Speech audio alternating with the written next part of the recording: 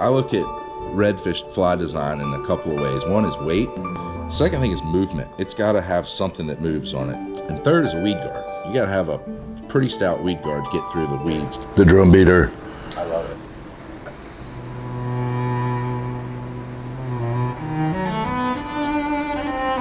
So for hooks, I like Gamakatsu SL12S in number 2 or a Daiichi 2546 in number 2.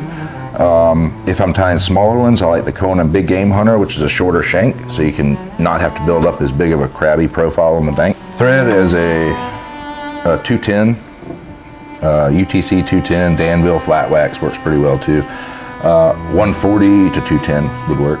Color? Color doesn't matter as much. I generally like to match the thread color to whatever my head's gonna be. So in this case, it's gonna be a green body with a pink head.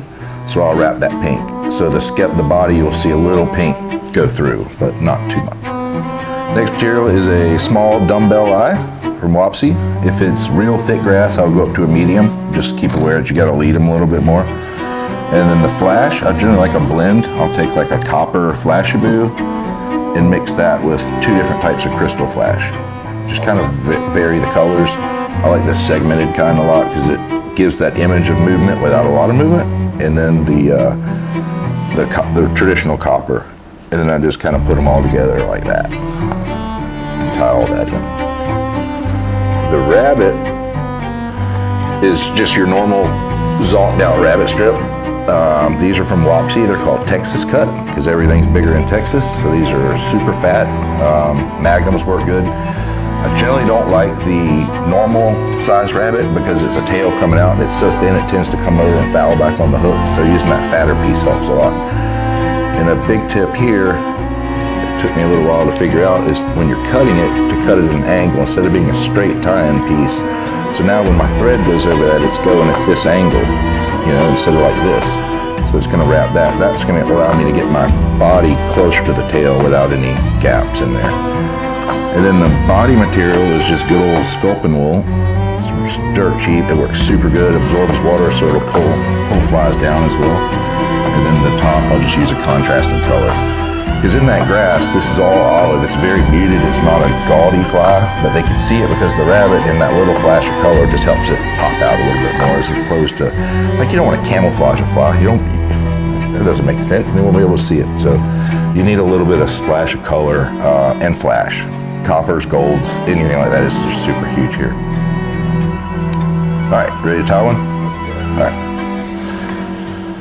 So, like any good redfish fly, we'll start with the eyeballs. I'm gonna leave it back a little bit to give space for the weed guard. How many of these have you tied? Don't even want to count. I used to probably be able to tie about 50 a day, and then I would have orders for 60 a day. So every day I'd have a backlog of them, and it just got brutal bad. And as a fly tyer, you love to tie flies, but you don't want to tie the same shit every day. You know, it just gets brutal bad. But I've tied a few. So you get your eye, you work your thread back. Rabbit goes first, and you got to picture this fly when it's being fished is going to land that way. So you want your rabbit to go up. You don't want the fish to see the leather because there's no goodness on there. So just make sure the rabbit's going the right way.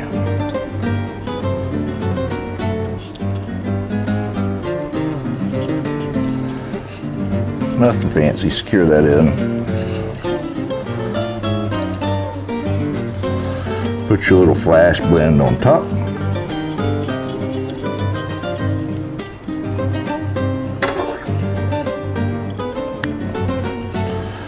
Now generally I'll cut all this flash just a hair longer than that rabbit so that you get that little image of flash coming out below the rabbit.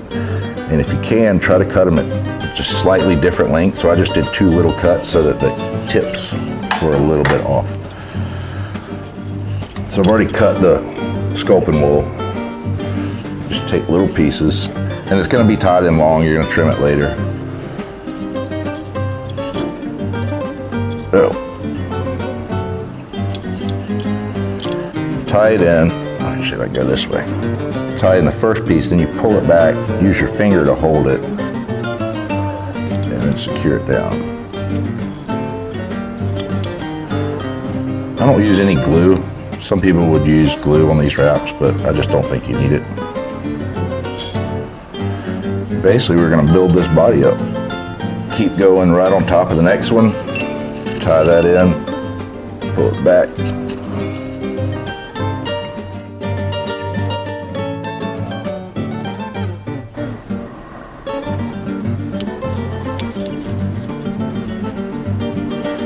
So the body's just slowly,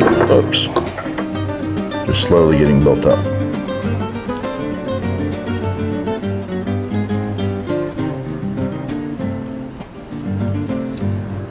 So I'll tie in the first piece. It's kind of hard when you have the same color to work this thread back through. So if you can see how I'm using my finger that I'm holding it to separate those two, then I'll have a spot that I can come up on and not have to finagle that thread back through. So I'm using my finger as kind of a guide to get through there.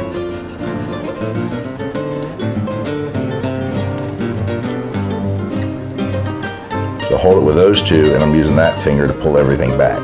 Just kind of hold it out of the way.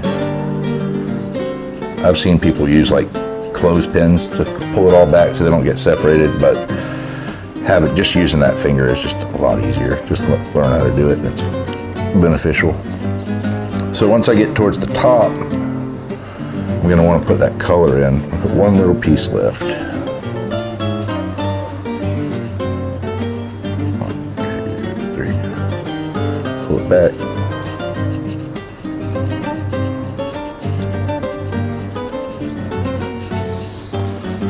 Last piece, need those.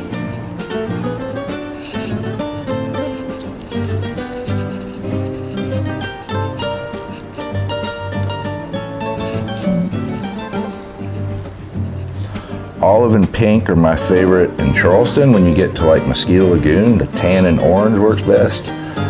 In the winter here, black and purple works really good. So you can they sell this sculptable in so many different colors. In rabbit, you can get it in, they even made up colors for rabbit.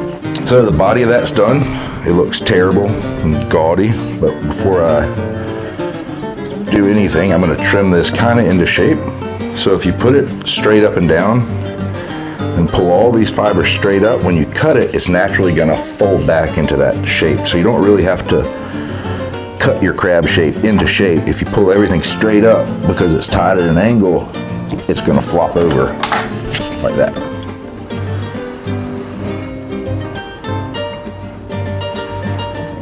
So you pull it straight up, cut it straight across. Now I got enough out of the way I can put a weed guard in. And any type of weed guard would, in theory, work. I tend to like what's called an Allen loop, just it gives it a lot more protection.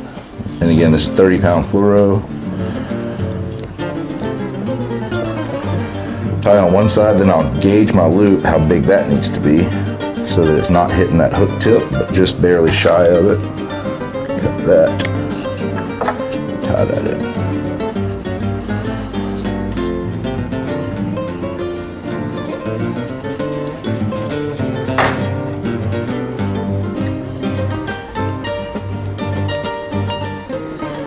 All right, so that's done except the trimming.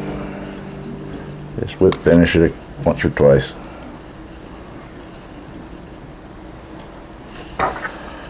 Now, take it out of the vise and trim it. So it just looks like a bushy cotton ball right now. So if I hold it on the bottom like this and use my fingers to push up, it gives me a level spot when I push my scissors down so I'm not cutting too deep into it. You really want it kind of as flat as you could get it. So I'll keep my fingers as a backdrop and I'll lay my scissors on there, knowing my fingers are not gonna let me cut too deep, and then I'll just literally just start hacking on this thing. Your basic shape is there. It's really hard for me to cut things into a circle. It's like shaving. If you're right-handed, you kind of shave off kilter a little bit. It's kind of the same thing. So that first tip, getting that initial shape, really helped me out a lot. Same thing when you're trimming the inside of it. If you keep your bottom finger there, it gives you a spot to lay your so you know you're not gonna mess up the shape of it.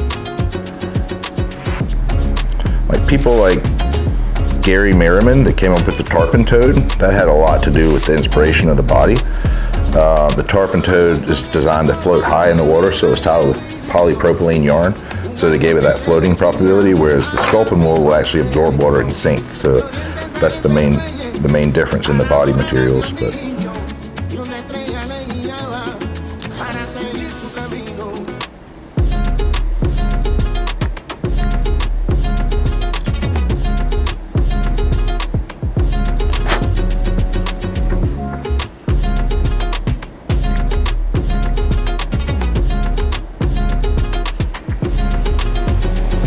and that's it.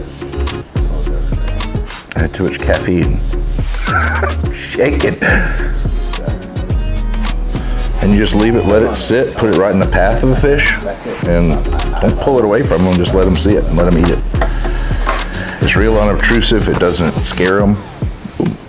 It looks crabby, sort of shrimpy.